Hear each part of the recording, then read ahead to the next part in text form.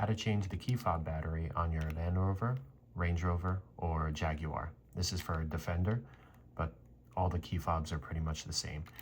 Flip it right here. You're going to notice a button. You're going to depress the button and pull out the key. Don't put this aside. You're going to be using this. Rotate the key towards you until you see this little groove right here. Take your key, fit it into the groove, and just pry like that until you hear the click. Next, you're going to take your key again, and you're basically going to try to fit it right in here and do the same thing.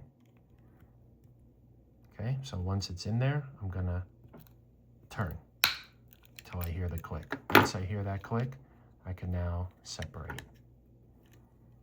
If it's a little hard, do it again, like that, and again. Should be good. It does feel a little tough, but you could see right there.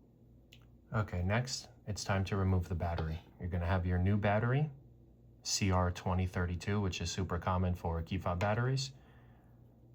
Take your two thumbs, and you're gonna be pushing outwards. Takes a good amount of pressure. Okay, once it's about halfway, you could use your fingernail and just pop it out.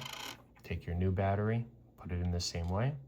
Once it's under that little tongue groove right there, you can just slide it in. Now it's ready.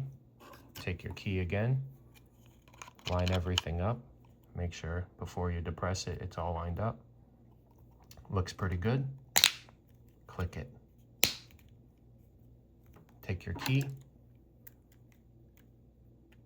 fit it in until it clicks, and you're done. Hope this video helps.